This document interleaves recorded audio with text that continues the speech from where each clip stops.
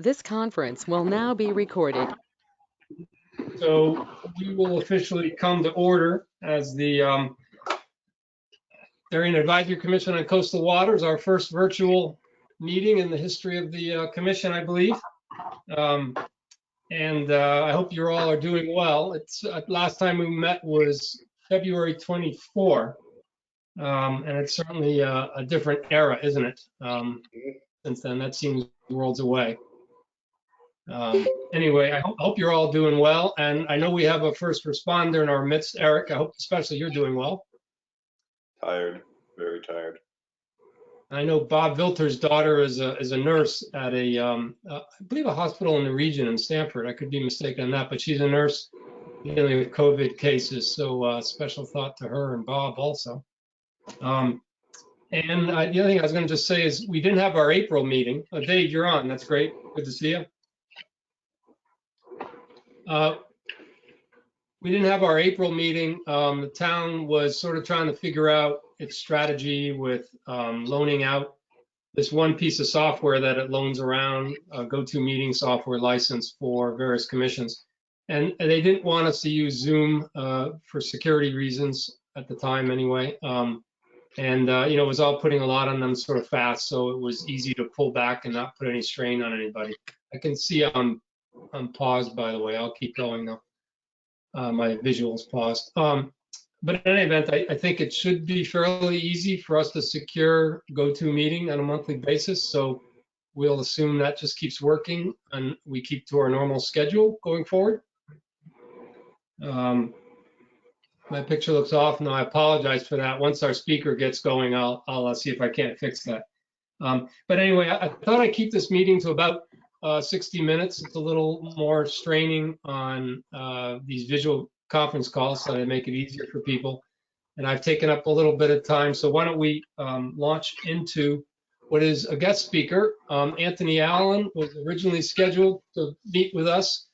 Anthony's from Save the Sound. And he was originally scheduled to come in and be at our meeting in person. Reminds me, I have to do a share, allow Anthony to share.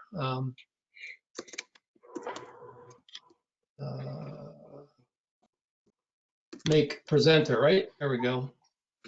I'm unmuting everybody. There we go. And so Anthony, let me just introduce him. And per our usual event process here, when we have a guest speaker, we let them go first so that they can get on with their evening. Again, we had Anthony here scheduled, and he's great to join us virtually here.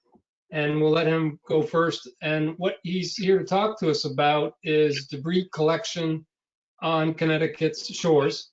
And first came attention to Anthony because he put out a great piece called, I'll let him do the title because it's a fun title, but it's about cleaning up Connecticut's shores. And Save the Sound, his organization, their efforts to organize people and their findings on the cleanups. And Anthony's an ecological communication specialist with Save the Sound. And he's also doing a lot of interesting things up in New Haven, having been one of the founders of a website, virtual platform called At Home in New Haven, which is showcasing, if that's the right word, local artists, as well as entrepreneurs and other people who want to use this platform, this virtual platform in the COVID crisis to showcase New Haven's talents and learnings. So that's sort of a neat sideline, but we're here to talk to you about what Save the Sound and yourself have done in coastal cleanup in Connecticut. So I think I'll hand it over to you. And Anthony's also got control of the screen where he will put up, I think we got some slides. Yeah. So let's get that set up first. Can everybody see this all right? Yes. Yep. Great. So thanks everyone for having me. My name is Anthony Allen. I know Flip and Bill, the rest of you are new to me, so it's very, very nice to meet all of you. And thank you for having me. Let me take up a little time here.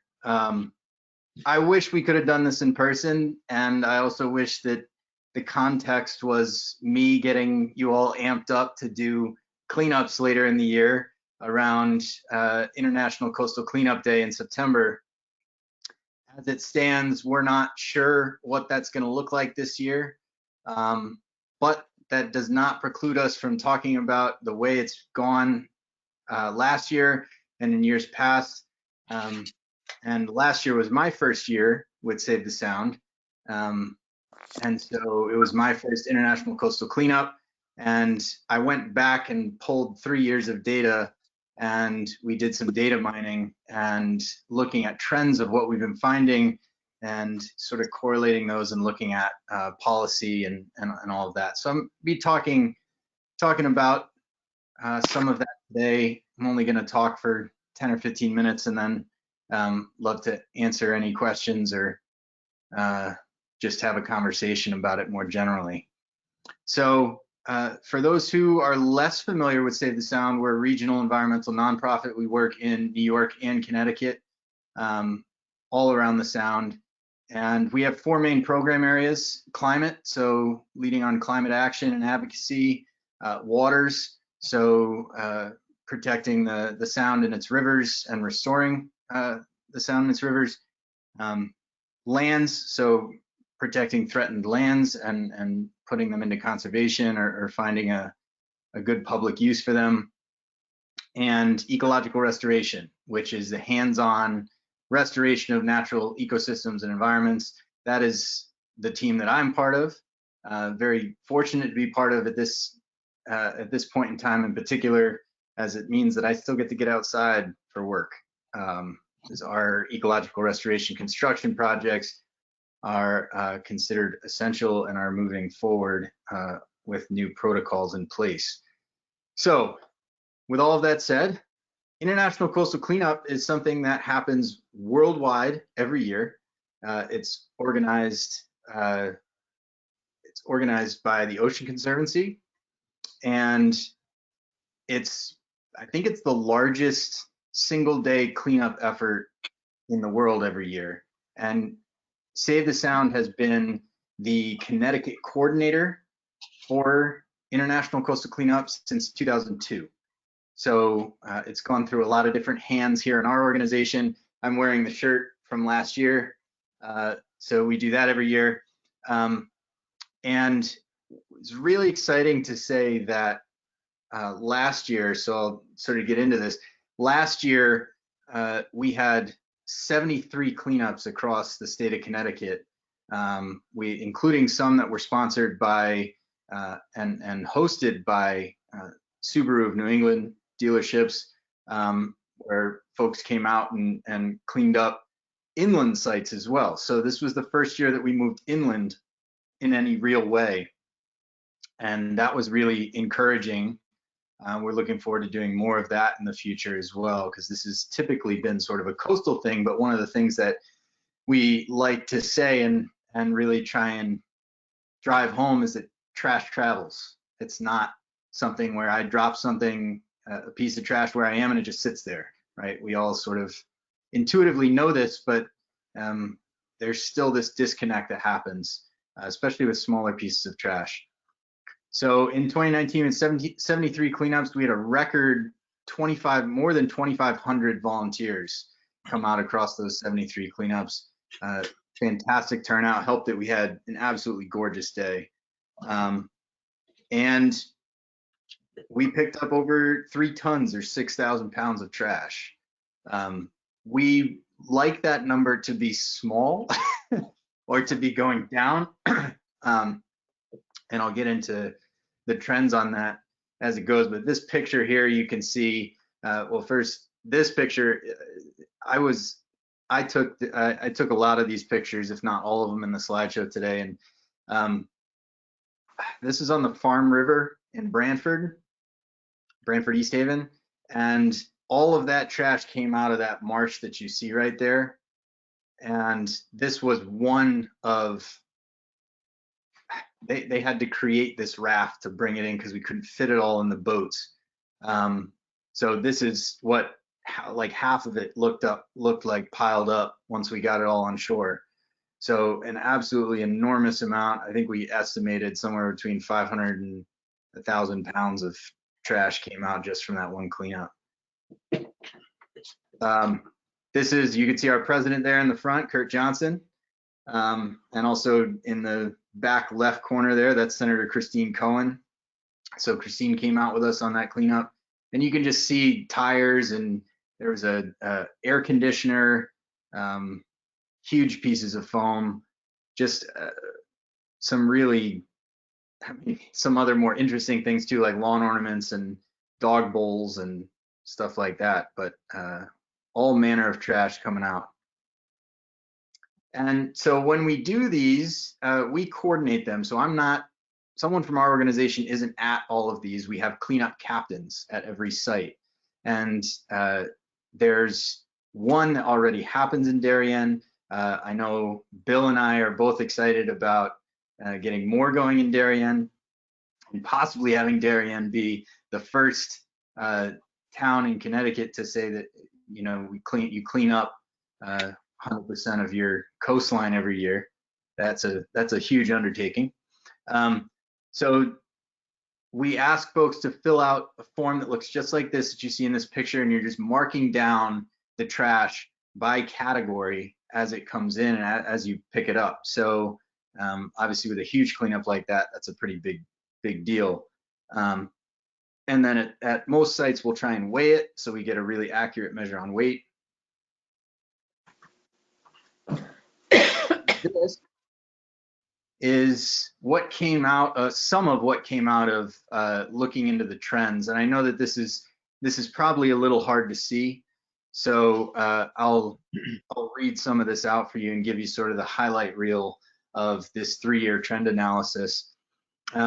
The really good news is that every category of plastics were down year over year, or at least from 2018 to 2019 significantly. Plastic bottles, for instance, were down 50% from 2017. And that's with more cleanups and more volunteers looking.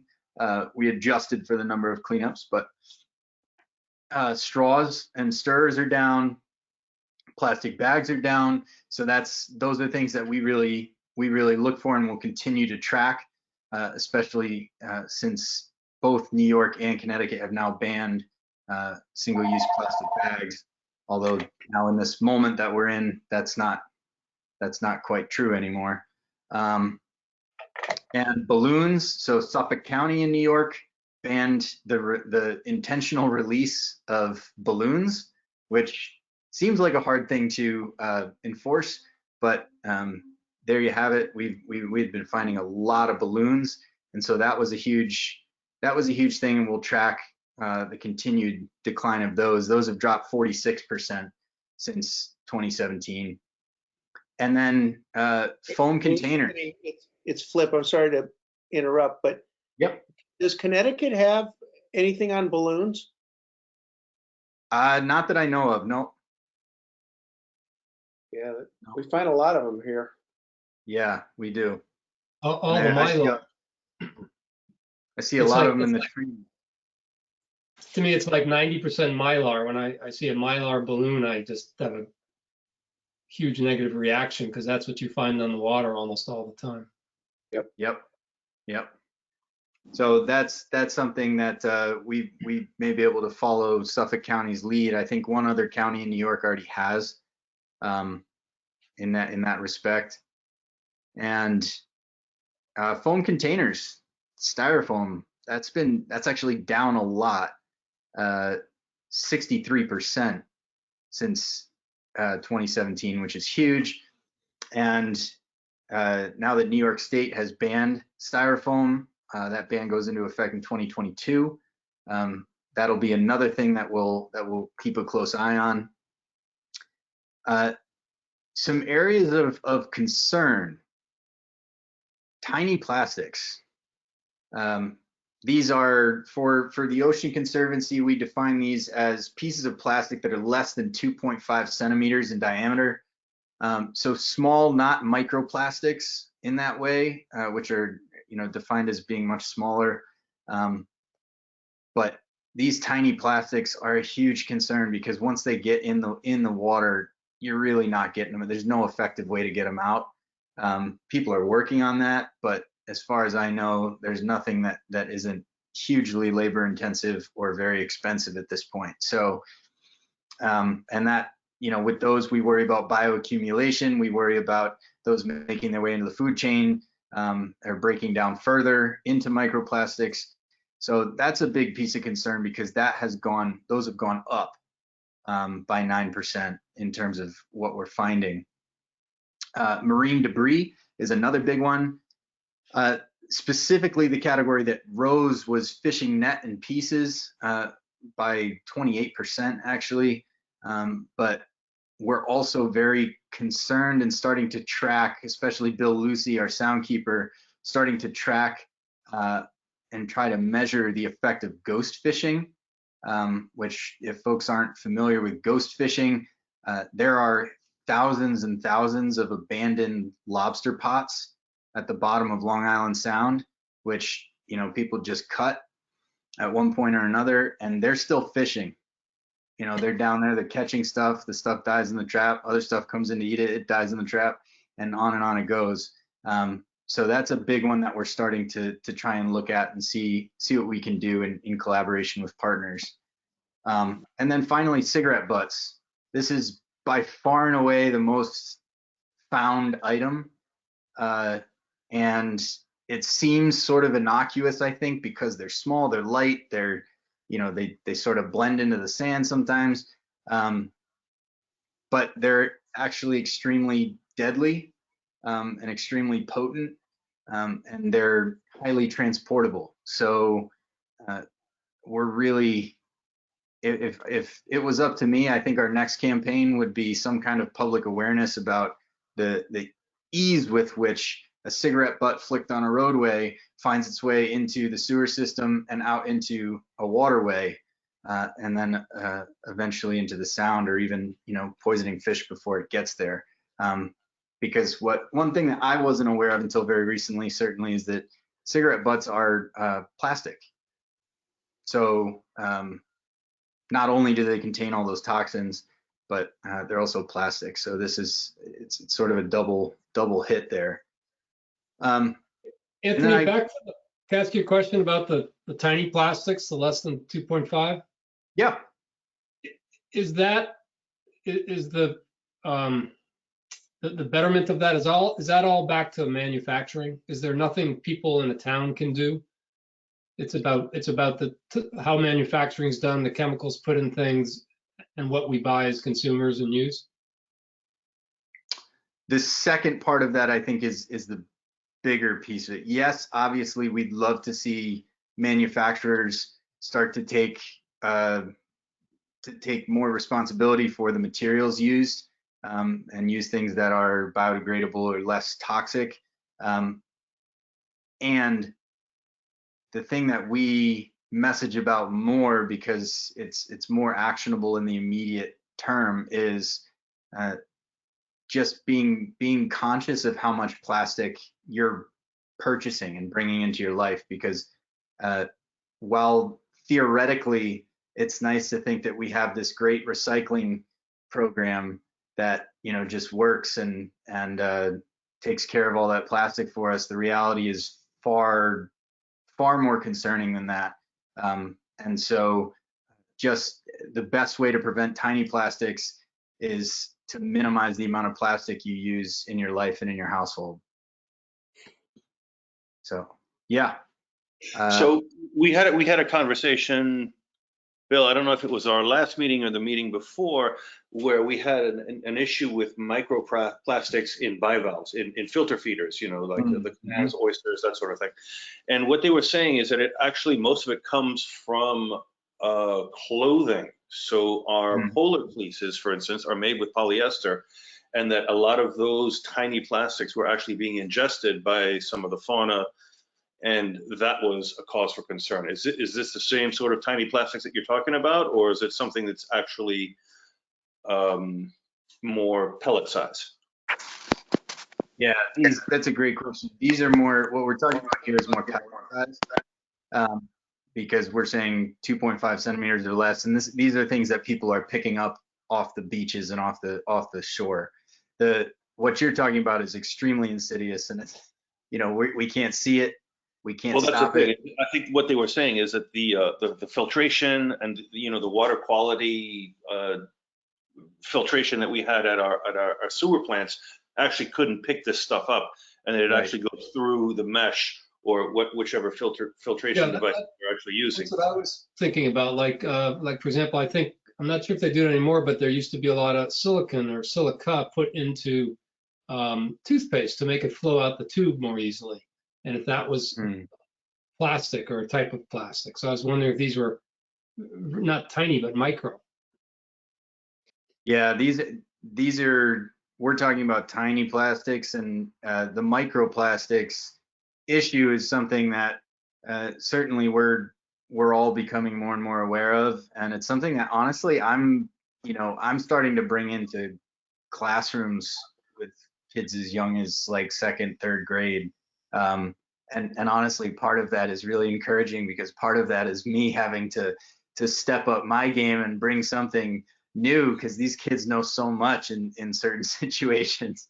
But the microplastic situation is certainly certainly a big concern, and the laundry, there's solutions out there for these balls that you put in the dryer, and it collects, or in the washer, and it can kind of collect some of those microfibers, but we don't have solutions for like the microplastics that come in some of the products that we use in our bathrooms and that kind of thing. So we just got to be careful about what we're using, and try and mitigate that at this point. I'm also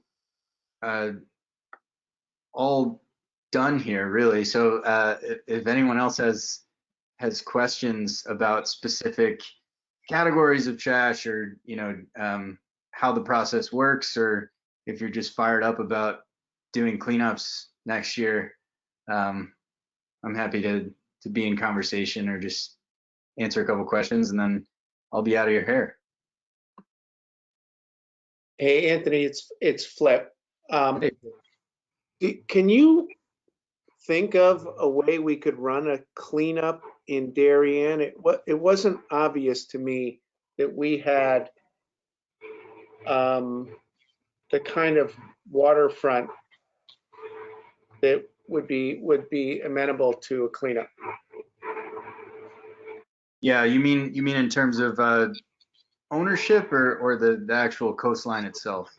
Well, kind of all of the above, Mhm. because we have a lot of private ownership. So I assume that you basically need some sort of public land in order to run an event on it. And then the public land that we do have, which is our town beaches, those are kind of cleaned up pretty much normally. So those are not big repositories for garbage. Mhm. We definitely have Spartina salt marshes and high tide bush salt marshes that collect garbage. We have those. They're just on private land. Yeah, and Bill and I talked a little bit about this, and that is something that you'd have to, or you'd want to talk to the property owners about. And the amount of, I mean, these pictures that you're seeing here, right? This marsh we've been going back to for years, and every year we just are able to make a little bit more progress into the marsh, in terms of pulling trash out, and we're pulling this much stuff out. So there's an enormous amount of trash in some of these marshes, and so if you can find a way to talk to the property owners, or just work that issue out. I don't know, honestly. I was telling Bill this. I don't know how we set this cleanup, because I don't believe that this is exclusively public land. I'm not sure. I know that we work with the Friends of the Farm River Estuary when we do this cleanup, and they organize it and they run it.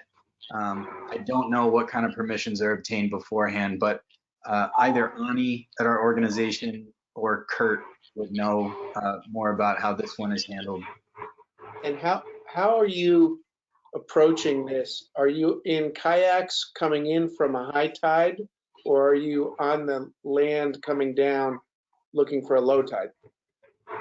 Yeah, it's a good question. We come in from the land. Well, we come in, this one we came in from the water.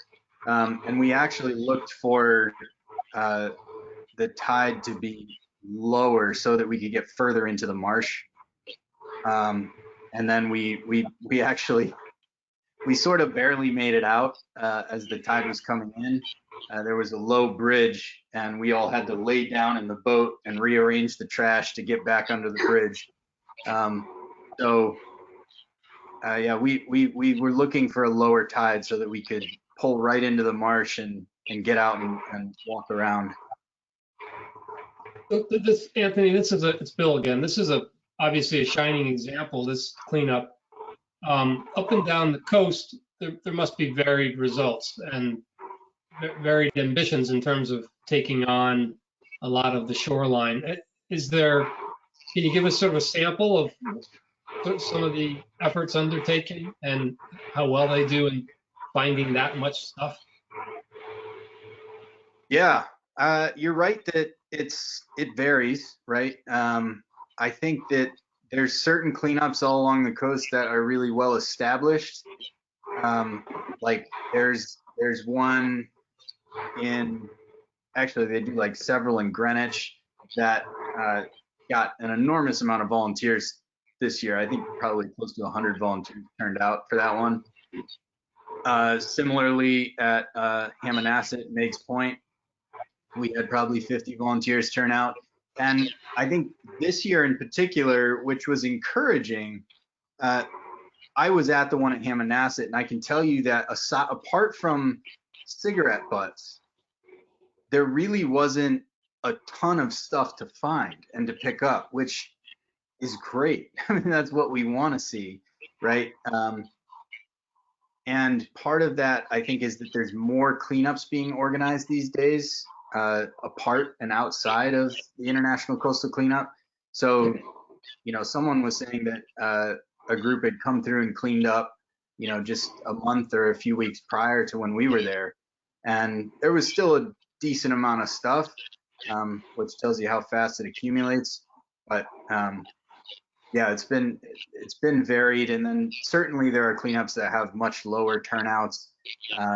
Depending on the site, they either have 6 people and pick up 400 pounds of trash, or they have 6 people and the whole cleanup lasts half an hour and they've gotten everything they can get.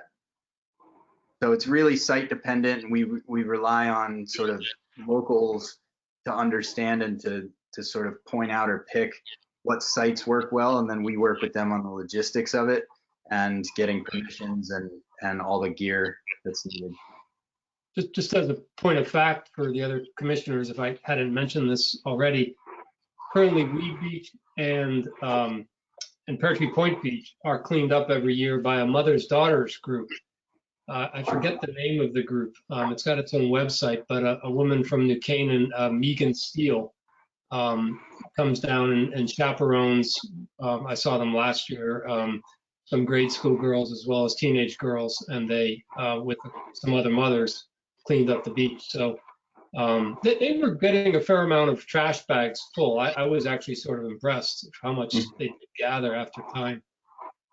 Yeah. Sort of amazing when you actually start looking what you find. Does anybody do it in a rotating basis? Like they say, let's do this part of our coast this year and then a little more eastward the next year, and so that they go up and down their coasts, ultimately over 3 or 5 years? That's a great question.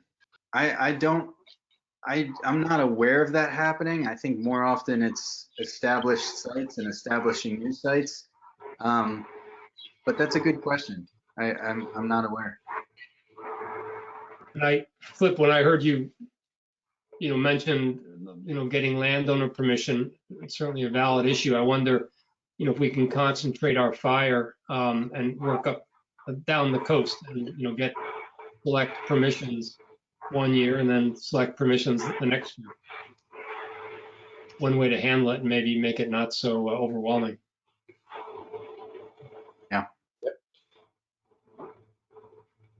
All right. Well, I don't want to, take up too much of your meeting here. Well, good. We'll thank Anthony and let him get on with his evening. Thanks a lot, Anthony. Thank Thanks, you. Anthony. Thank you. Thanks, y'all. I'm looking forward to days when I can come meet y'all in person and we can do some cleanups together. Hey, Anthony, this is Flip. Will you give Bill a copy of this presentation that we could put it into the record, the minutes of this meeting? Yes, I can.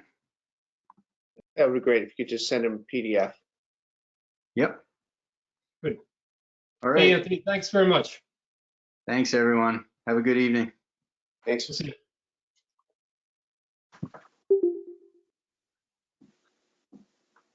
Okay, my picture still has not reappeared. Bill, maybe one of us is blocking it on purpose. We don't want to tell you that, though. Well, given my technological There should record be a tonight. microphone and a camera icon, Bill, in which case you can click on it and see if you're on or off. Yeah. It's good basic advice. And Down at the bottom of your screen, do you see it? Mhm.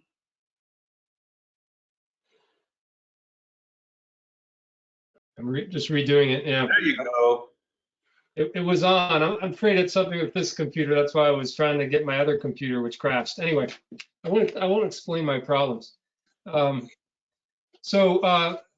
I think he was very helpful. So this all, the idea of getting him to talk to us, sort of went back a little ways. And David Kahn and I have talked more than several times about what we might do for a coastal cleanup involving more of the commission. I don't know if there's any legs to the plan this year, given where we are and the need to organize and be in person. The International Coastal Cleanup Day takes place in September. Maybe we'll all be feeling better and more confident about how to do things like that in a socially distant, responsible manner. I don't know. So it's just sort of all on hold as it is with Save the Sound. But I think whatever we might want to do with it this year anyways, put that aside, is I do think it's a good commission activity for us to take up in future years.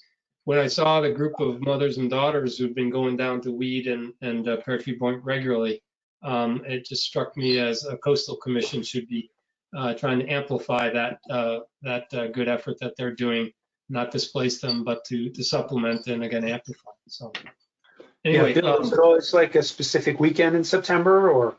I believe it was targeted for September 21 this year. And I'm not sure if they canceled that, just put it on hold. Yeah. Sorry, my picture's Bill? going. Yep. What I wanted to mention with the reopening of the parks to vehicular traffic a week or so ago, we made a decision to remove the trash receptacles from the parks and to have a pack it in, pack it out policy where everybody is expected to take away with them anything that they brought in. It's something we've toyed with for the last few years anyway. Other states do that and it seems to work well. We're going to have to see whether people comply or not. I walked down to Weed Beach last Friday morning and I did see more debris laying around than I would have liked to. We have hired extra park monitors who are supposed to help pick up any debris. So we're going to have to see how that goes. If we don't find people are complying and it's going to end up with more trash in the water, we'll probably have to reverse it. But it is our hope that people will be responsible, especially since the snack bars are not open for the foreseeable future, that in theory, people should be able to bring in whatever it is or take out whatever they brought in to begin with. But we're going to monitor that and see if we can make it work. So, Lorraine, what's the philosophy on that? Well, the philosophy was really twofold. One was with the current health crisis that, the garbage cans we had were sort of, you had to kind of shove your hand through to get the stuff in.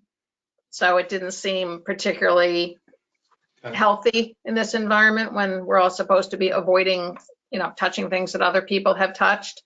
Apparently the parks maintenance crews have to physically handle the trash cans to empty them. They're not the kind that you back a truck up into and they flip it. So it's for the health of the workers and the public. And then again, to use this opportunity when we're minimizing touch points to see if we could bring new behaviors to the town. We have a town that decided to eliminate plastic bags. We were hoping that, this might be another opportunity for people to limit, because the trash cans, what tends to happen on the weekends especially, is they end up overflowing and then stuff kind of blows out. So it was try to get people just bring out what you brought in. So, but we're going to have to monitor and see if it's successful or not. I'd give it 50-50 personally. So I was going to bring up a few items, but I think we've already jumped to the, sorry, my picture's frozen again. We've already jumped to the status of the beaches and the like. So why don't we, that's sort of a core of this meeting. We all can hear where the boat club is, Norton Yacht Club is, and where the Parks and Rec might be. So why don't we just continue on that? And what I wanted to ask Lori, you about is, I see security guards are down at the beach. Are they, what's their mission, and what are they going to be there the whole summer? What's the idea behind them exactly? Their mission is to politely encourage social distancing.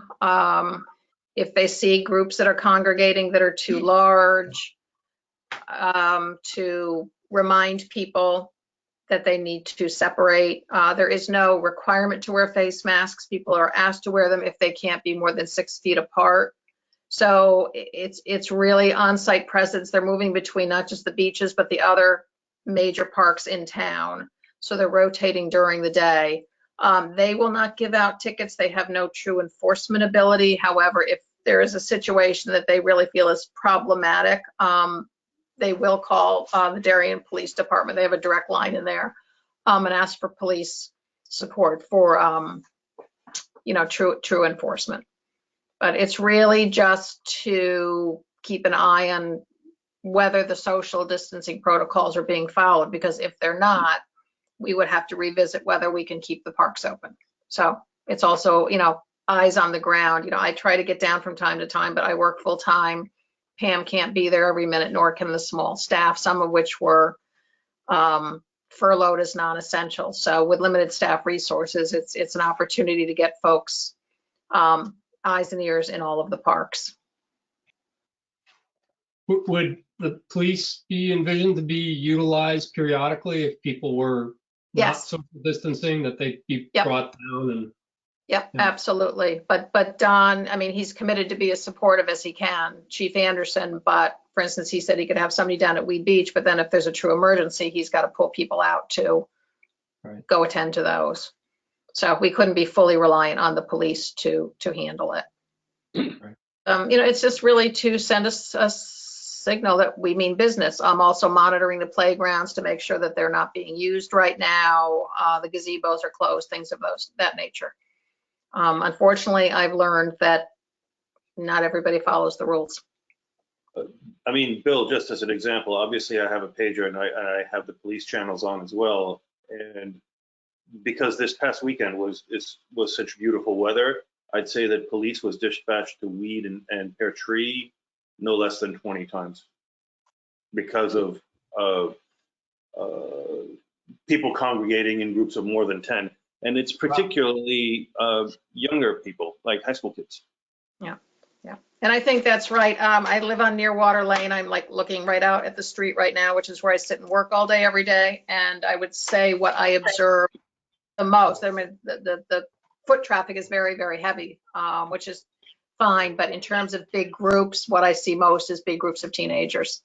And, I don't mean to call them out. I'm just saying that that's what I visually observe going. And, they got beach towels slung over their shoulders. So it's pretty clear where they're going.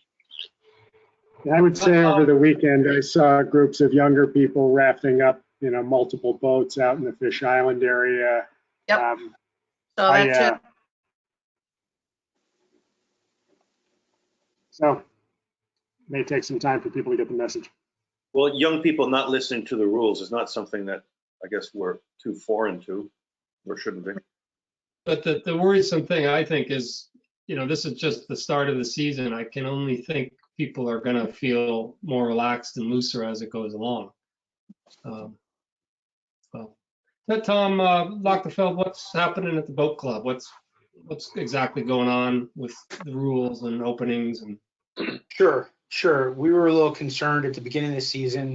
We usually open the first Saturday in May, and it became pretty apparent by the first Saturday in May that the parking lot wasn't going to be open. So we actually coordinated with Park and Rec and Jamie Stevenson to be able to sort of self-police the gates, and we had a very effective sign-up sheet for people bringing racks, kayaks and boards. We had people coming in to put frog hooks on the dock, and they allowed, I believe, 10 of each of those, and then we did, I believe, six trailerings into the park per hour as well. And I don't think anybody didn't get a spot that wanted a spot. And literally by the next Thursday, the parking lot was open. So so that was fine. The rule is that if you're on club property, that you should wear a mask if you can't social distance. And this seems to have very wide interpretation for some people. I mean, I don't plan on hanging out with anybody when I go down there. I plan on going to my boat. So I don't think I'll spend more than a brief moment within 6 feet of somebody else. So I'll be honest with you, I don't wear a mask. And we had a lot of our older members complaining and getting very upset that people weren't wearing masks. So we put up some big sandwich boards at the entrance, just saying, listen, if you can't social distance, you need to wear a mask. And the one thing that they asked is if you're on the gas dock, if you're doing like pumping gas on the gas dock, or if you're waiting for the launch to go out on the gas dock, that you must wear a mask on the gas dock. The park furniture, the deck furniture is all put away and roped off. We've prohibited people from coming to the club with their own deck chairs because we don't want people congregating on the deck. We aren't lending tools out to anybody, and that's that's just to prevent multiple touches by a lot of different people. And we have told people that if they want to go to their boat, that's fine. But when they get to their boat, they can't hang out on their boat unless they're working on their boat. You can't just go and have cocktails on your boat. If we see that, we're going to ask people to either leave the club or leave the club by water and go dock up or, put an anchor down somewhere and have their cocktails out in the harbor or whatever, because we just don't want large amounts of people congregating in the area and in their boats. What else? On sort of another note, I assisted Bill with the signs on the kayak racks, on both the town racks and on the club racks. Just safety. I don't know, you wouldn't really call it a pamphlet, but it's a flyer. They were wrapped in, sealed in weatherproof plastic. And I popped a little hole in them and zip tied them to the racks. And within 3 days, they had all ripped off and blown away. So we'll go and clean those up in September when we go look for the trash. My suggestion is we may have to do a redesign because they're on 8.5 by 11 pieces of paper. Maybe something to fit the actual posts, like a 4 or 5 inch wide piece of paper somehow. Right. So I was able to, Bill gave me another batch and a staple gun, and I went out and stapled them to the racks this time. And, I think what we really want to get the early part of the season. Certainly, if they could last till June 15th, it's better than not lasting at all. But really, the message that we want to get across is the water's cold. I mean, we had a death in Stanford from a guy who fell off his kayak and died of hypothermia. That was just a terrible thing. And it can happen here, you know. And I can't even tell you, last weekend I was down both Friday and Saturday, how many people I saw paddleboarding or kayaking without life jackets on. And Yeah, the water's 53 degrees. Yeah. You got We about, did water skiing last weekend. right. got about Yeah, 10 I minutes. saw that last Friday night at we were down at Weed Beach, and it was really blowing. And there were two teenagers on one of those little tiny kayaks that are maybe Yeah. 4 feet, paddling around, no life jackets. It's just, you're like, where are Right. their parents? Put it this way, I mean, So, remember we had Jack Butcher from the Rowton Fire Department come in, I don't know, 6 November. months-ish, right? So Yep. they pulled somebody out of the water just this afternoon. Same thing. Really. No life jacket, no PFDs, nothing. It seems like people Where don't were care. they pulled out? Just curious. Three Sisters, Stanford.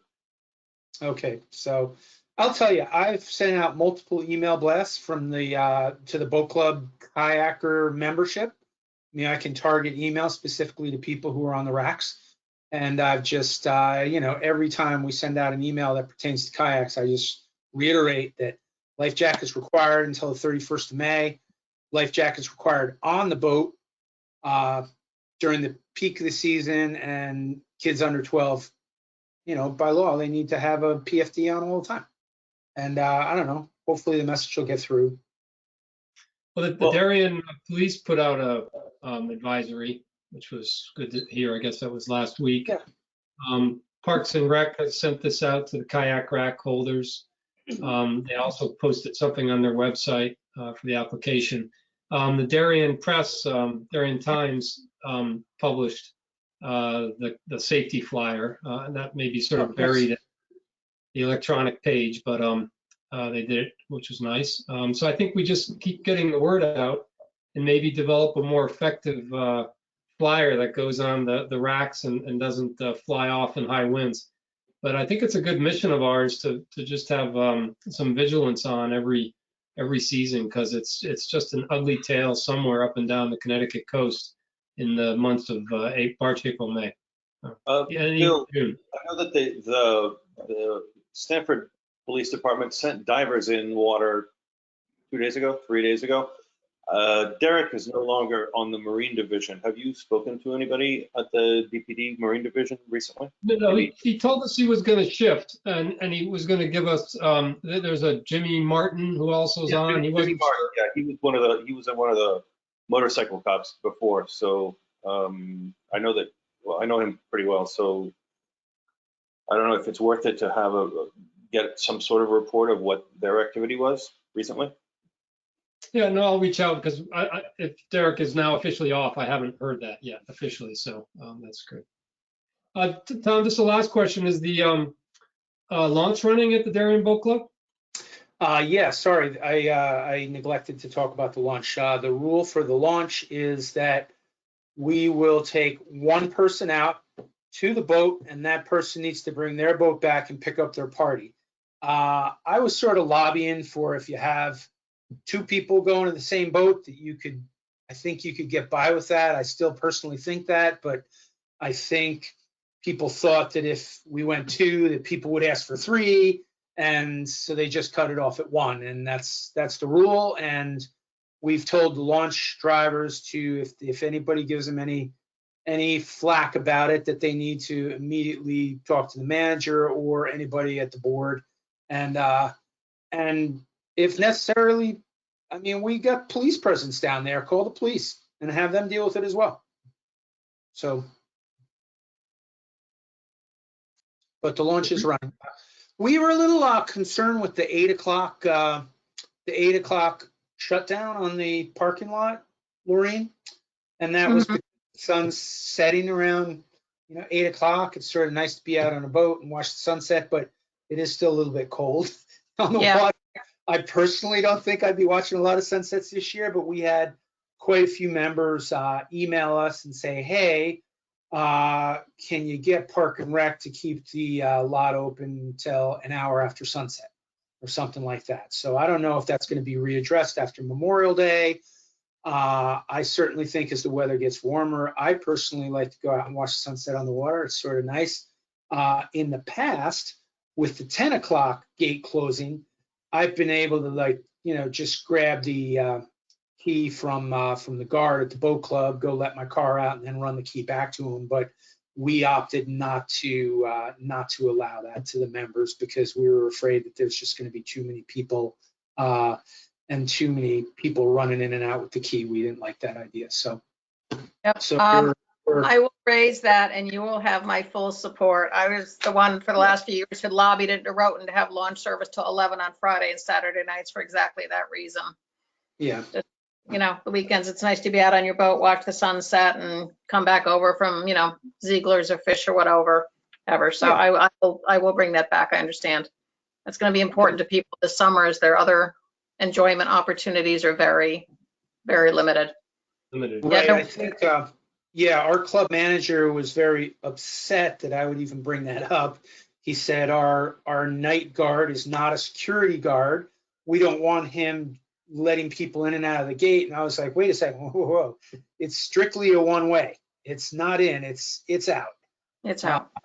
But so we'll see how that goes. I mean, I just, I understand why you don't want, the park open too much after dark, because I'm sure a lot of young people will be congregating and, doing whatever they do.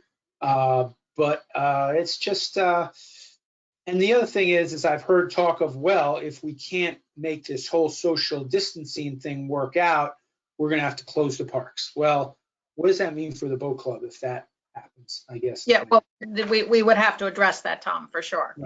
Right. We absolutely would have to address it. We are very much hoping that we don't have to do that, but As you know, we're all. that's where we got to hope that people do the right thing. That's why we use the park monitors. We'll use the police enforcement if need be. But again, what I witnessed at Weed Beach before we opened the parking lot is people were just parking at Henley and walking in anyway, or Right. they're going So to get taxis. The or one thing whatever. I do notice is that you've got the guard at the gate, you've got a guard in a car, and then most of the time that I've been down there, I've seen a police car parked right smack inside the guardhouse, so with his lights on. And that's just that presence there, I think make people think twice. And Well, the guards should not be in their car. The guards are supposed to be out walking around. They're supposed to be the guy who checks for your sticker, and then the other guys are supposed to be circulating. He was Listen listening to me. in his car. Whatever. We already heard one report of a guard snoozing in his car, which did not make me very happy. Yeah, that sort of defeats the purpose. But Could you shift over to Norotan Yacht Club, hear what's going on there? sure. Launch service has not started yet, hopefully soon. We're opening to socially distanced dining. When is it, Flip, on Wednesday, Thursday? Yeah, sometime this week. I think Yeah. launch service we're trying to have open this weekend. We are having new boarding handrails put on the launches so that the launches, you'll board the launches, the very aft end of the launch away from the driver, and then we'll kind of partition where people can sit so that they're not close. We're going to take, our launches are different than obviously the boat club launch. So we're going to allow up to 4 people plus the driver on our launch, but all from one family and going to one boat at a time, because we didn't want to create additional boat traffic back at the docks of people picking up. So that the club is, the clubhouse is basically closed to the members right now. Our food service operation is open for takeout, and it will open, as we said, in the next couple days with table service outside pursuant to the governor's new orders for restaurants. We are intending to open our beach with, actually, we're going to put stakes and ropes in to create delineated seating areas. So there'll be one family per pen, and see how that works, because otherwise it's going to be the Wild West with all the kids down there. But we're all trying to figure this out. We are not having One Design racing for the sonars right now. We're talking about whether we can do that at some point over the summer, but it's difficult. There's a lot of issues, and there's people who are saying we're being too tight. There's people who are saying we're being too loose. Everybody has a different point of view. We do have quite a large number of senior male members who are square in the risk zone if they were to get it. So I think we're trying to be cautious about what we do. There's an active discussion among all of the commodores of the yacht clubs up and down the coast here. So there's a lot of coordination and trying to share ideas, but each yacht club seems to be having its own slight different variation on a theme based on their different facts and circumstances and risk preferences, frankly. Is there much pressure, Flip, to get the sonar racing maybe underway in some form, like two-man crews or something like that? Yeah, there is a decent amount of conversation. And even there, some people who own sonars are like, no, this is never going to work. And others are like, yeah, we got to get out there. It doesn't really work with two-man crews because to rig the boat and put the boats in the water and all that, you kind of need more hands than two. But we have, smaller boats that can work with shorter-handed crews. There's a lot of sunfishes and lasers and, single-hand boats that are having quite a renaissance this year. So Flip, We are actively talking right now about whether we'll have our junior camp and our junior sailing programs. Seems like many yacht clubs are going forward with their junior sailing programs in a sort of more socially distanced fashion, but we haven't 100% figured those out yet. None of the camps and junior sailing programs can open until the 29th, I believe, of June, pursuant to the governor's orders. Flip, dining, do you know if they're going to spread it out between the levels down on the patio and up on the deck, or? Sorry, say it again. In terms of the dining, you said that there's going to be a little bit more spread out, but are they going to spread out down onto the patio as well, just to sort of keep the capacity more spread out? Both floors, outside, all outside. Okay, good. And maybe some around on the grass lawn. Oh, wow. They'll be getting their Stairmaster in. Well, the advisory commission doesn't have any formal role in these operational things about assets on the ground. Unlike the clubs, we really don't have a role. I think, though, it makes sense to have this type of discussion at the meetings to keep us all aware of what's going on, and so that we can be eyes and ears out on the water should we observe something that doesn't seem to be going right, which seems to be breaking some of the practical wisdom that we're all hearing you all enunciate about social distancing and like. I mean, it would be good for us to talk about it and raise it with the Board of Selectmen or for Lori to hear it. So consider ourselves a feeding channel, if you will, for that type of information. Yeah, I would say based on a sample size of one weekend, the social distancing on the water doesn't seem to be working that well. Yeah, I agree. I took a drive into Ziegler's Cove, and multiple moorings had 3 boats on them with probably 4 to 5 kids on each boat who were not related. Yeah, we saw the same thing. And interestingly, as we were pulling in, this was Saturday afternoon, I would say 3:30, 4 o'clock, the Darien police boat was literally just coming out. They were just at that sort of the mouth of where the moorings start. And we went in, it was very tight in there, and there were tons of rafts. So Wow. Yeah, they don't seem to be enforcing any distancing or no rafting. So Tom Bell, our harbor master, is not on this call. I was hoping to hear an update from him on what the state might have for updated information on the harbors. Certainly, the state's had a lot of traction here in unbudging the marinas and getting the whole season going. Right, that happened just a little while ago. So it's, I think, a natural curiosity to see if there's any more helpful or restrictive edicts coming from the state. I don't know if any of you heard from Tom on any of aspects of the harbor. No.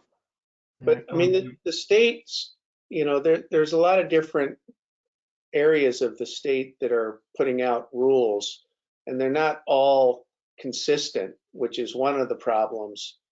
I mean, the rule in the restaurants, in a terrestrial restaurant, is that you can have, as long as you don't have more than 5 people, you can have 2. There's no limit on whether you have to all be from the same household. And so, on the other hand, DEEP is saying that on a boat, everybody should be from the same household. So that sort of inconsistency is just going to cause confusion, and it'll make it, harder to have people limit themselves on boats to one shelter group. Flip, have you heard of the harbor masters being tasked with helping to ensure any consistency of regulation? No, I haven't heard anything about that. I spoke to Matt Marion, the head of the 5 Mile River Commission, and they felt it was their duty to send a letter out to the marinas up and down the, there, my picture's frozen again, sorry. Send a letter out to the marinas up and down the river, talking about the state's plans and trying to ensure consistency. Thought that was a good role for them to play, and I just didn't know if harbor masters have been similarly tasked. Anyway. Well, listen, if you all are, I guess, loaded with enough information on what's happening around, I think that would be probably have been the main purpose of this meeting tonight. And this stops us at about an hour, given my 10 minutes late start time. So I think I will adjourn if there's a second on that. And the visuals say there is.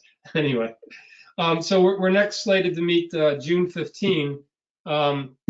There's a couple of things we can talk about with clamming that should have happened by then, with restocking, and the unified water study should have gotten going. But I think, again, probably the most important thing we can do is have sort of a discussion about what's going on in the harbor and feed any of that up to the Board of Selectmen, and have Lori hear that also, I think is a helpful thing. So we'll just try to do this again virtually on June 15. I'll send out emails, and in the meantime, I hope you all have a good start to the boating season. Quick thing. So I know that, so we did a quick drive-by for Rob's son on Saturday. This is something that we're going to keep doing probably through at least to June. If there are birthday parties or something like that, I know that the fire departments, or at least my fire department, is more than happy to drive by, have lights and sirens and everything else. If that's something that people want, by all means, let me know. Keep it in mind, 7 o'clocks have been fun.